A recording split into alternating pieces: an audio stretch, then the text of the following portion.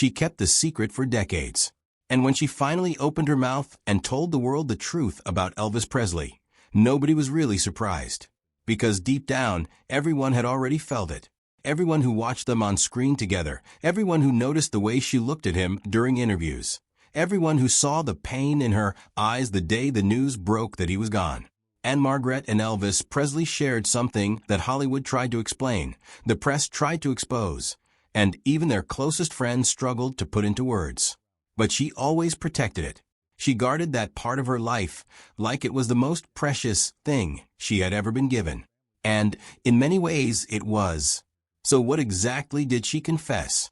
What was the truth she finally let the world see after all those years of careful silence? The answer will not shock you, but hearing her actually say it out loud, in her own words, with that quiet heartbreak still sitting just behind her eyes, that part will stay with you for a long time. Before any of that, though, you need to understand who Ann-Margret really was. Because this was not just some actress who got lucky enough to be cast opposite the most famous man in America. She was a force of nature long before she ever stepped onto a soundstage with Elvis Presley. And the woman she had become by the time they met made their connection even more powerful than people have ever truly given it credit for. She was born on April 28, 1941, in a small town in Sweden, not far from the Arctic Circle. Her name was Ann-Margret Olsen, and from the very beginning, her life was shaped by distance and longing. Her father left for America while she was still just a baby, chasing better opportunities across the ocean, while her mother stayed behind in Sweden with little Ann-Margret. For years, the family lived split apart, a father in one country, a daughter in another, separated by an entire ocean and a whole world of uncertainty. When Ann-Margret was just 6 years old, her mother finally made the move and brought her to Chicago to reunite with her father. And suddenly, this little girl from a quiet Swedish town was dropped into one of America's busiest, loudest, most overwhelming cities. She did not speak English. She did not know anyone. She did not understand anything happening around her. But instead of collapsing under that pressure, she did something remarkable. She pushed harder. She studied. She practiced. She refused to let any of it beat her. Before long, the little girl who could not speak a word of English was winning spelling bees. That kind of determination does not come from talent alone. It comes from something much deeper inside a person. Dance became her escape. From the moment she started taking lessons, it was clear she had a gift that went beyond anything that could be taught in a classroom. She could watch a routine once and perform it back almost perfectly, like her body already understood movement in a way most people never do. Her mother sewed every single costume by hand so her daughter could keep performing. And then life hit the family hard. Her father suffered a terrible accident at his job and could no longer work. Overnight, the stability they had built disappeared. Her mother stepped up and took a job at a funeral parlor just to keep the household going. While her mother spent her days surrounded by grief, young Ann-Margret poured herself even deeper into music and performance. It was the only world where everything made sense to her. Nobody could see her face when she started in radio, which is almost funny, given how famous that face would eventually become. She appeared on programs like Don McNeil's Breakfast Club as a teenager, quietly building her skills while nobody was really watching. She joined a singing group called the Subtle Tones and performed in Las Vegas, sharing a stage lineup with established names like Tony Bennett. That is where legendary comedian George Burns first saw her perform. He watched her walk out onto that stage and said he immediately understood what all the buzz was about. It was not just her voice. It was the way the entire room shifted the second she appeared. People stopped what they were doing. They leaned in. They could not look away. Burns later said he was watching the beginning of a superstar. He was right. By 1961, everything exploded at once. RCA Victor signed her and released her debut album. It earned her a Grammy nomination for Best New Artist. Then 20th Century Fox offered her a 7-year contract after seeing her screen test. Hollywood was calling, and Ann-Margret answered. Her first film role put her on a set alongside Bette Davis, one of the most feared and powerful women in the entire industry. The atmosphere was tense and hostile, But Ann-Margret kept her head down, stayed focused, and earned the respect of the people around her. When the film came out, she walked away with a Golden Globe for New Star of the Year. She was not just a singer trying to act. She was the real thing, and everyone in Hollywood could see it. Then came a film called Bye Bye Birdie, and everything changed once again. She was not supposed to be the main attraction, but as filming moved forward, the camera could not stop finding her. Every scene she walked into came alive in a way that surprised even the people making the movie. Dick Van Dyke, who had been the breakout star of the Broadway version, reportedly sensed almost immediately that the balance of attention was shifting away from him. He later joked to friends that the film should have been called The Ann-Margret Show. Director George Sidney was so convinced she was becoming a once-in-a-generation talent that he personally paid $60,000 out of his own pocket to film a special musical number built entirely around her after the studio refused to fund it. $60,000 of his own money. That is how much he believed in what he was watching. The film earned Ann-Margret a Golden Globe nomination for Best Actress in a musical or comedy. Life magazine ran a piece saying her dancing generated more heat inside the theater than the building's actual heating system. And then, in a detail that most people do not know, artists at Marvel Comics reportedly looked to her appearance in Bye Bye Birdie when designing the iconic look of Mary Jane Watson, one of the most beloved characters in comic book history. Ann-Margret did not just influence Hollywood. She influenced American culture in ways that are still visible today. And then came Elvis. In early July of 1963, on a quiet soundstage at Radio Recorders in Hollywood, Ann-Margret and Elvis Presley were introduced to each other for the very first time. They were being presented to the press as the co-stars of MGM's upcoming film, Viva Las Vegas. Elvis was 28 years old and already on his 14th movie. He had seen everything Hollywood had to offer and had been surrounded by screaming fans and cameras for nearly a decade. Ann-Margret was 22, and her rise had been so fast it barely felt real yet. She later wrote about that first meeting in her autobiography, and the details she chose to include say everything about how carefully she carried that memory. The soundstage was nearly empty and quiet. A single piano sat off to the side. Elvis's inner circle lingered nearby, watching him the way they always did. Director George Sidney stepped forward and made the introduction. Elvis reached out and gently shook her hand. And then, at the exact same moment, both of them smiled and said they had heard a lot about each other. The awkwardness dissolved instantly, and they both burst out laughing at the same time. Ann-Margret admitted later that she was surprised by how calm she felt. This was Elvis Presley, the man who had every woman in America under his spell. The man whose very name caused people to lose their composure. But standing in front of him, she felt completely at ease. She had no idea yet what was about to happen. When they entered the recording studio together on July 11th to lay down their duets, the electricity that showed up was not planned, not performed, and not manufactured by any studio executive.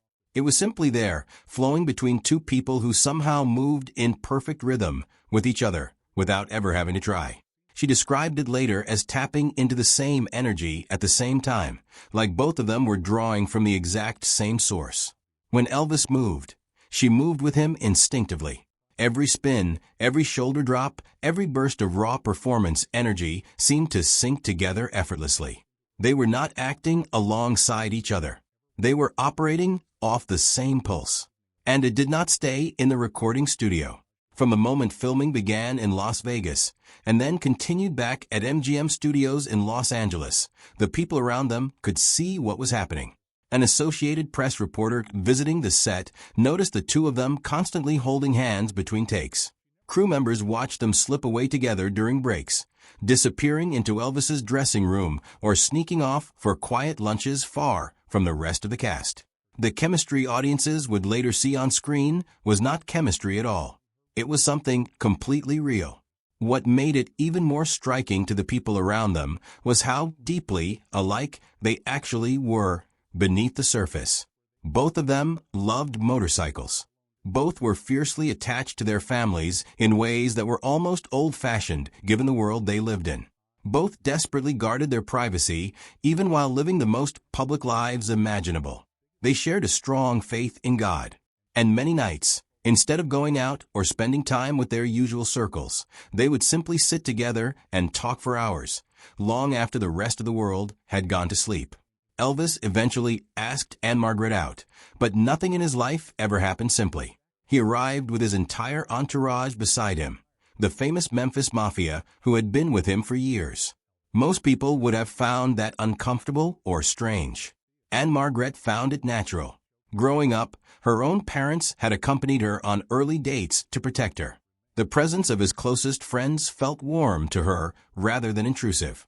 And for their part, the men in Elvis's circle, who rarely warmed up to outsiders quickly, responded to her almost immediately. His cousin Billy Smith later said she understood Elvis in ways very few people ever did. She never tried to pull him away from the people he needed. She never pressured him or made him feel like he had to choose. She simply accepted all of it, and in doing so, she became one of the very few people in his life who truly knew him as he actually was. They gave each other nicknames, Bunny and Thumper, used in letters and phone calls that were kept private. Elvis reportedly had a custom round pink bed made for her as a gesture of private tenderness, knowing that pink was her favorite color. Those are not the details of a film set romance. Those are the details of something that reached much further. Behind closed doors, Elvis showed her a side of himself that almost no one else ever got to see. Away from the cameras and the screaming fans and the constant pressure of being the most famous man in America, he was not the untouchable king of rock and roll. He was vulnerable. He was thoughtful. He was weighed down by things that most people never had to carry.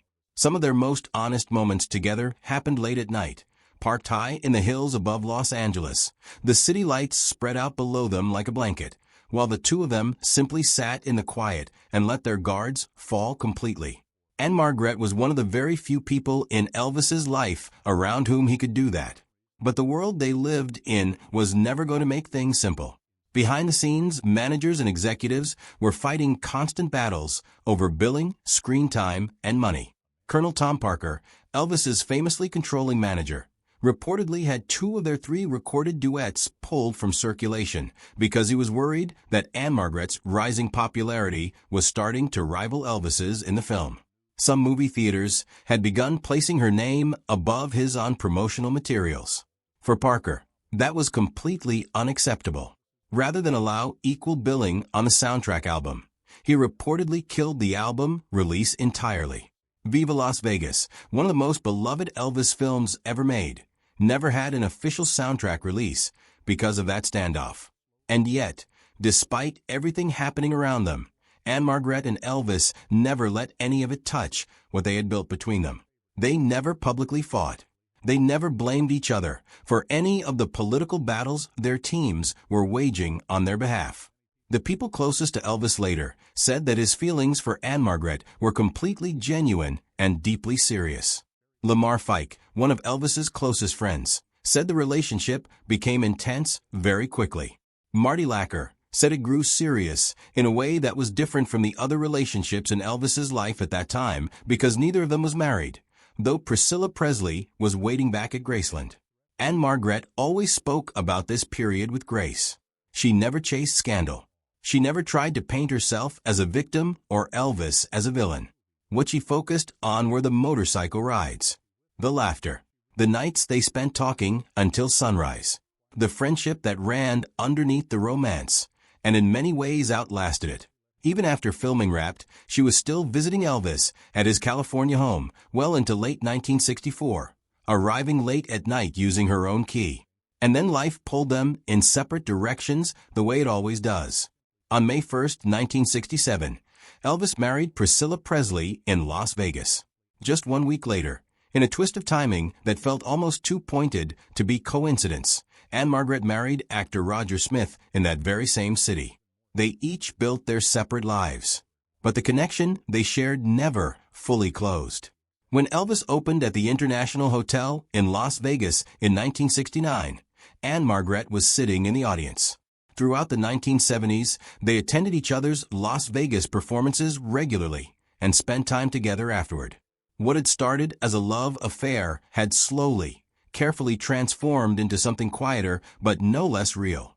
A lasting friendship built on years of shared history and a deep, unspoken understanding of each other. The 1970s were not kind to either of them. Elvis sank deeper into prescription drug dependency, and his health began a visible decline that people around him could not stop. Ann-Margret quietly battled alcoholism during those same years. She later described that period as a fog where days and nights blurred together and entire stretches of time simply disappeared from her memory. She found her way through it. Tragically, Elvis never did. By early 1977, the rumors about Elvis's health had become impossible to ignore. When his friend Joe Esposito came to see one of Ann-Margret's Las Vegas shows, she immediately pressed him for the real truth about how Elvis was doing. He tried to reassure her, but she sensed that the truth was far worse than anyone was saying. Then came August 16, 1977. The night before, she had opened a show at the Hilton in Las Vegas. For 10 straight years, without a single exception, Elvis had always sent flowers or a telegram before her performances. This time, nothing came. The silence was immediate and unsettling. She could not shake it. The next morning, the phone rang. Joe Esposito was calling from Graceland. Elvis Presley was dead. He told her not to come to the funeral. Memphis was descending into chaos, and the crowds were unlike anything anyone had seen. Ann-Margret ignored that advice completely. She got on a plane and went. When she arrived at Graceland and came face to face with Elvis's father, Vernon Presley, neither of them could find words big enough for what they were feeling. There were too many memories, too many things that could never be said properly out loud. So instead, they simply held each other and cried. In the middle of all of that heartbreak, Vernon quietly told her something that she carried with her long after that day. He told her how proud Elvis had always been of her, not of her career or her fame or her talent, just of her, of the person she was. A few months later, Vernon Presley and Colonel Parker asked Ann-Margret to host a television special for NBC called Memories of Elvis. Despite having spent her entire life performing in front of audiences, she later said that tribute was one of the most emotionally painful experiences she ever had to endure. Because it was not a television appearance. It was a final goodbye to a man she had once loved with her whole heart. A man who had trusted her with a version of himself that almost nobody else ever got to see. So what was the confession? What did Ann-Margret finally say that the world had already suspected for decades? She said that what they had was real. She said that the connection between them went far beyond the movie, far beyond the music, and far beyond anything that Hollywood or the press or the public ever fully understood. She said Elvis was unlike anyone she had ever known, that there was a gentleness to him beneath all that power, that he was capable of a depth of feeling that most people never got close enough to witness, that he made her feel seen in a way that was rare and quiet and completely genuine. She said losing him left a space that simply never went away. That was the secret she had been protecting all those years. Not a scandal, not a betrayal, just a love story that never got the clean ending it deserved. Two people who were, in so many ways, exactly alike, who found each other at exactly the right moment, and who spent the rest of their lives carrying what that meant. And honestly, every single person who ever watched them together already knew.